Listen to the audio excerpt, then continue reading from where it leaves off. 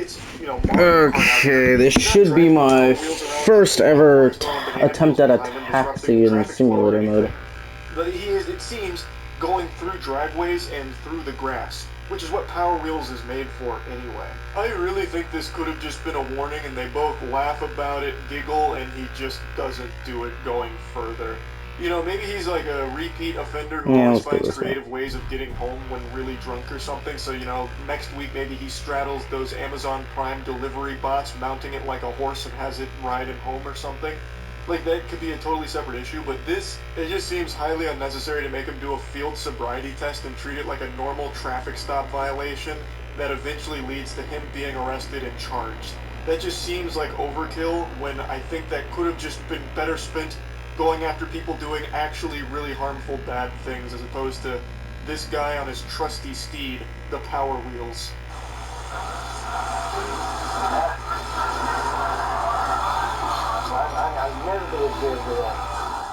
The officer proceeds to conduct additional tests. He gives him multiple opportunities to pass different versions of the straight line balance test, but John does not pass with flying colors. He failed the field sobriety test harder than me failing in a tall man competition.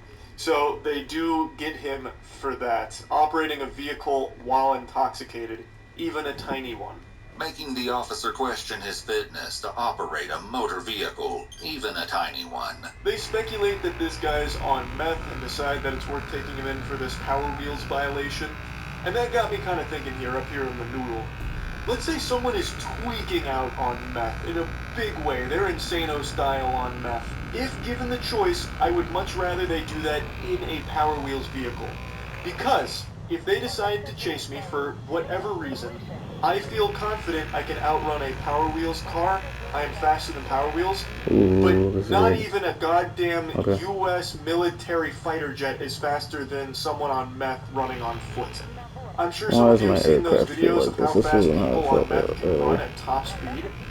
They go 0 to 60 faster than a Cybertruck. This may come as a surprise, but under Indiana code, the Power Wheels qualifies as a vehicle. In addition, state code forbids an individual from operating a vehicle while intoxicated. The location where John is driving falls under the definition of a highway or street, according to law. So arresting John for operating a vehicle on a highway while intoxicated is entirely within the officer's authority. And also just entirely unnecessary in my opinion. Like, I feel bad for anyone that gets in a situation like John where they're turning to drugs or alcohol to the point where they're taking a Power Wheels ride home, you know what I mean? Like, that's sad.